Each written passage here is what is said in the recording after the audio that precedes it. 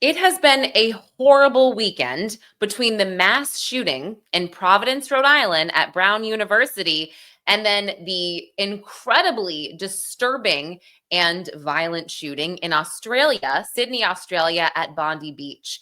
I'm going to break down everything we know so far. Right now, I am pre-recording this episode. It's Sunday, December 14th. So, of course, as always, with these ongoing investigations, things are subject to change.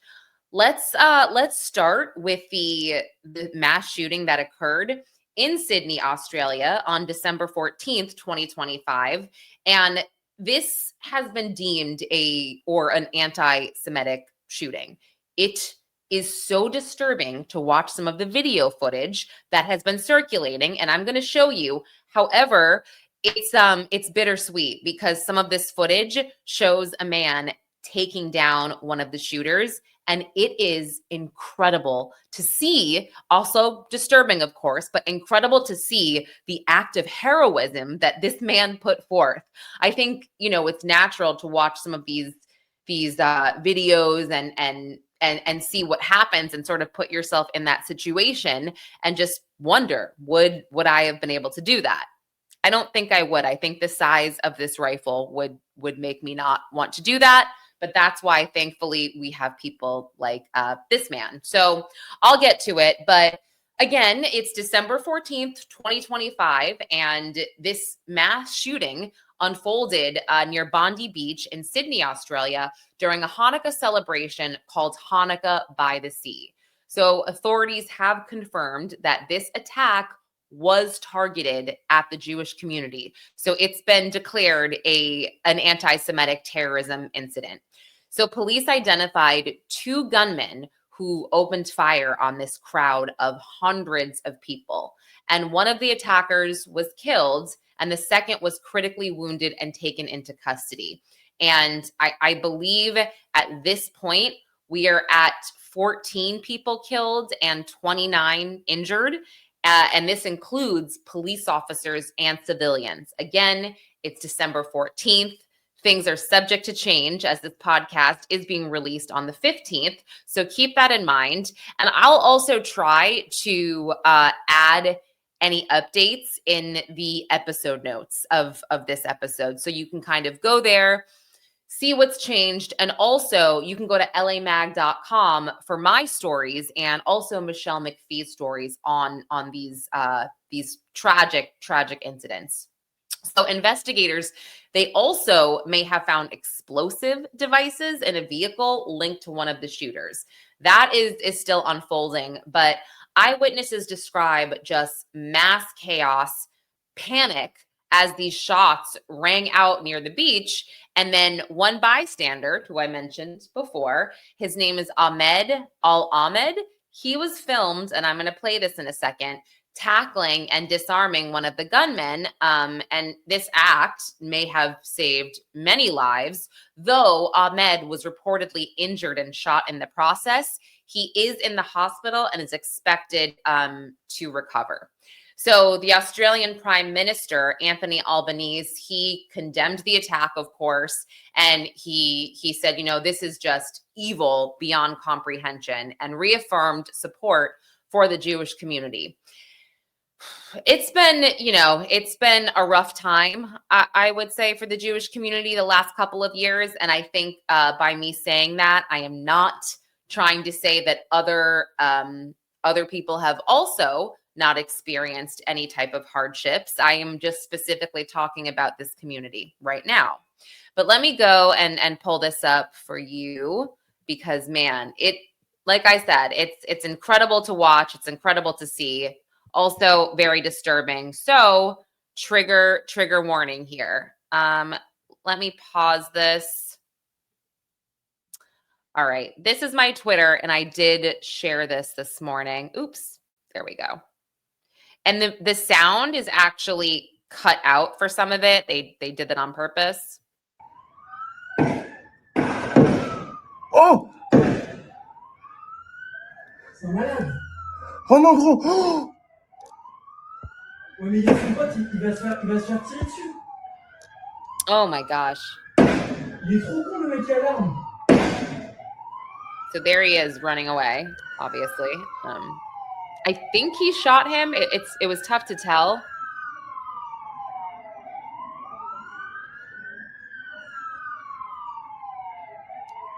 Le mec est hyper courageux. Now he's Oh. yeah, there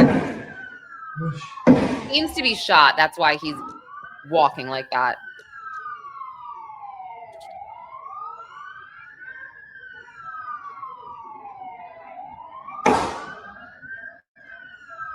And by the way, I guess this wasn't the video that was partially muted. Okay, so it's starting again. Okay. Oh! All right. I'm going to pause this because I also have a close-up photo of him. Ahmed El-Ahmed, a 43-year-old father of 2. He's a fruit shop owner. After so bravely jumping on the first terrorist, he was then shot twice by the second terrorist, who you saw over on that bridge or whatever it was. And he's now being treated in the hospital, but expected to be okay. Thank you, Ahmed. That was incredibly, incredibly amazing. So this was considered to be Australia's deadliest mass shooting, I believe, since 1996.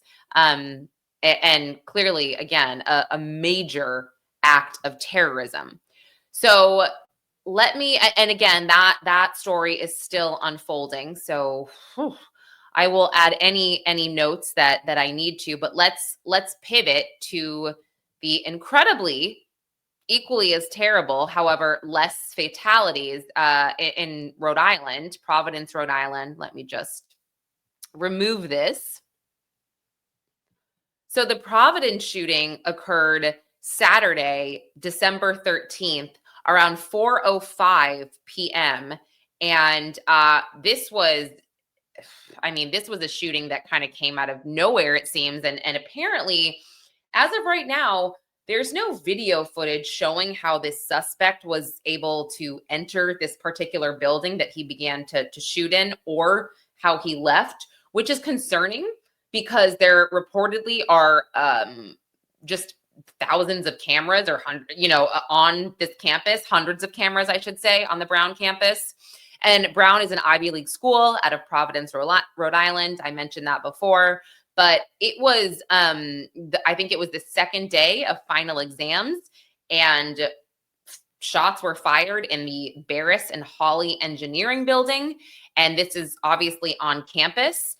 And at least 2 students have been killed in this attack, while others have been wounded. 9 others have been wounded. I believe that's 8 have been shot, and one of the wounded was just shrapnel, bullet shrapnel. And the gunman was described as a male in his 30s wearing all black and then fleeing on foot. And for the longest time, all day yesterday, well into the evening, it wasn't until we woke up the morning of December 14th that we found out a person of interest was in custody. So during this time of the shooting, which again, it was like hours upon hours. And I think it was after 2 hours had gone by from when the first shots were fired, there were still shots being fired, which is so terrifying. So Brown placed a temporary lockdown on campus and a shelter in place in the Providence area. So it wasn't until they had the person of interest detained this morning that they lifted the shelter in place, which led me to believe that they were possibly certain that they had the guy. He was the guy, and that was it. Now, again, as of right now, we don't exactly know many other details about him, but I'm sure by the time this podcast comes out, things will be subject to change. So please look in the episode notes, go to lamag.com. A few other details here. We also don't know at this very moment who was shot. Was it faculty? Was it students? What was this guy targeting? We always assume that these mass shooters are crazy. They have mental health issues, right? Yes, but there's always something else that kind of triggered this in my experience. So he was caught, the person of interest, at about 3:45 a.m. at a hotel in Coventry, Rhode Island, which is about 28 miles south of Providence. And this is according to law enforcement sources and Coventry police. And of course, officials have said that when these investigations are ongoing like this, details are subject to change. So when this was initially reported, there were reports that 20 people had been shot, 30 people had been shot. And then there was a press conference that occurred, and it was quickly debunked that not that many people, thankfully, had been shot. So there was a tip from the public that led police to this Hampton Inn in Coventry, where the person of interest was detained. And a federal source told ABC News earlier that the person was only being called a person of interest at this point, but they were, again, very confident that they are on the right track. Because let's not forget, Kash Patel, when Charlie Kirk was shot, kept telling the public, we've got the guy, and he was tweeting it out. And then turns out we didn't have the right guy. So hopefully this is the guy. But really, really terrible weekend. I was just thinking about everybody involved, everybody's family, and just saying prayers for them. And I know that that's obviously not enough. I understand that, but that's in this very moment, besides delivering the information that is accurate to you all, that is all I can do in this very moment. So, yeah, I will, again, update everybody as details unfold. We'll be covering it all on lamag.com. Thank you so much for watching and listening. And we'll catch you guys later. Thanks again.